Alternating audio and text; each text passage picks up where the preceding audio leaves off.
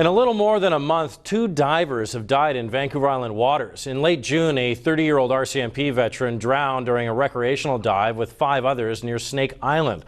While on Sunday evening, a Port Alberni man died after becoming tangled in a fishing net at Harbour Quay. Both men were experienced divers, and tonight experts are warning everyone to remember basic training when underwater. Kristen Robinson reports. Recreational scuba divers regularly enter the ocean around Vancouver Island. And while what they see under the water may be beautiful, it can also be deadly. On Sunday evening in Port Alberni, a diver died after becoming entangled in a fishing net at Harbour Quay.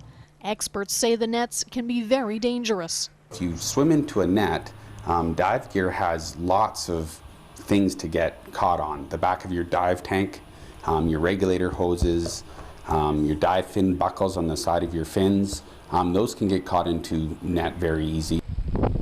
The 42-year-old Port Alberni man was an experienced diver. RCMP say he was diving alone behind Port Boathouse when he surfaced and yelled to his wife on shore, saying he needed help.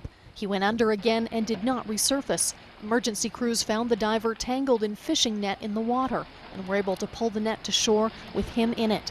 Unconscious and not breathing, emergency crews performed CPR on the man, but he was pronounced dead in hospital. Always dive with the buddy, and always do an assessment or a risk assessment of the dive site you're going to be diving at, as to not be able to put yourself into a situation where you may not be able to get out of. Corey Beaudry has been a commercial and recreational diver for more than 20 years. He runs BC College of Diving in Sydney and says there are precautions divers can take to avoid deadly situations, including carrying a diving knife like this one.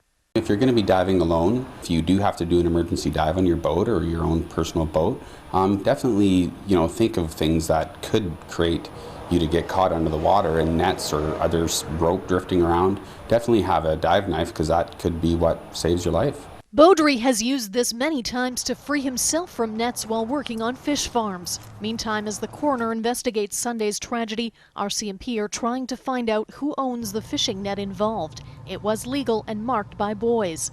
Fisheries and Oceans Canada could not provide an on-camera interview regarding net regulations, and it's unclear when the net was last attended to.